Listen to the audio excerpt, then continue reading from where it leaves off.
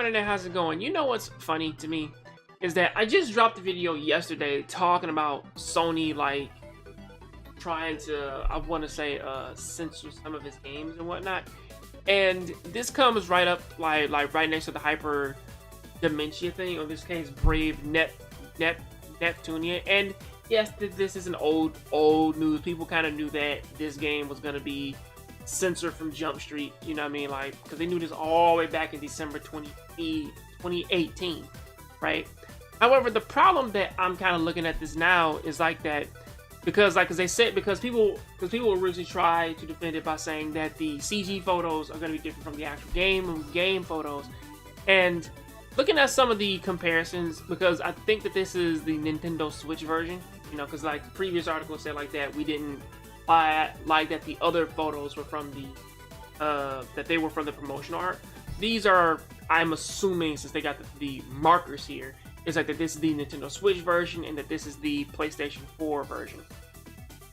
And it's like, okay, even with the little censoring here, with them showing a little bit of cleavage and whatnot, they're still covering up enough to where that you don't see anything. To where that in this one, like, they're covering just, I mean, like, they might as well just put like a white panel there and whatnot, you know, because this is the good one. This is the actual game of them trying to cover everything up for.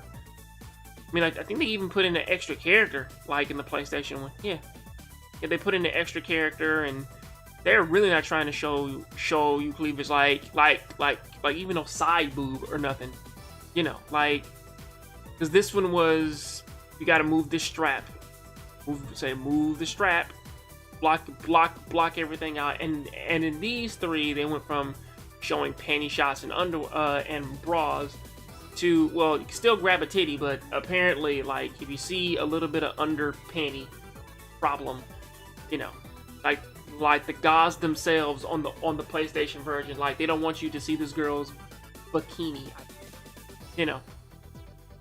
But yeah, it's like reading the article itself, it's like most of it is just like the absurdity of, hey guys, like, that they're just gonna block everything out. Sony took their stance on it. Look at the comparison photos, so on and so forth. And literally, the more that I look at stuff like this, the more that I'm like there really is no problem. Like, you guys are just making problems where there are none. Especially since that this game has a very, like, distinct fan base who, well, yeah, like, regardless of whatever the fans like that they come in for, like that they go to the game for, it's like, you know what they're there for. What's the problem? It's sort of like, again, if I can compare this to another Sega game, I will compare this to Yakuza 3, right? Because Yakuza 1, you could go to hostess clubs, you could go there, you can date girls, you can talk to them and everything, right? And then same thing for 2, but then when 3 came out, they censored it and they took most of the they took out most of the host club stuff out. They had to tone it down because I guess that they just didn't like the fact that you do that, you know. And it's like, yeah, fans, like, you know who your fans are. I guess that they were trying to do that to kind of like get a bigger audience, but again, it's like, you probably shouldn't do that when you know what your product is, essentially, you know. But I'm gonna move on to, I want to say, like, one more, and that is GameStop is now offering a 2-day video game retailer GameStop is offering players 2 days to decide if they like the newly released games. If they don't, a customer can get a full refund in the form of store credit. The promotion credit, the promotion is called Guaranteed to Love It. Currently limited to just one title. The upcoming PlayStation 4 exclusive Days Gone, and the company did not immediately reply to the inquiry from Fortune about whether this will be ongoing practice or limited to just a few titles.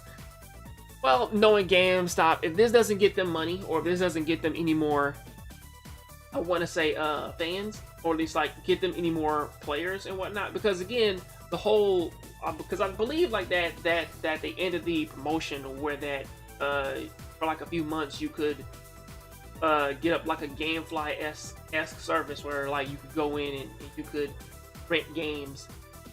You could rent them, and then like at the end of your subscription, I think it was like 3 months or something like that, you could get like you could keep the last game you took out for free. But like it was a good service so that you could give them like $100 or something like that, and you could go in and get as many games as you want, or at least what they have in the store. Now, I can look at that and say, yeah, like that's actually pretty smart. But again, like even with this idea, the problem with that is that GameStop is a dying market because it's GameStop, and they keep trying, man, to sell people on trying to buy like used games and shit. So, you know, most people they're not really going for it. Like once the online market has kind of like taken over shit. So hopefully they'll get their shit right, you know.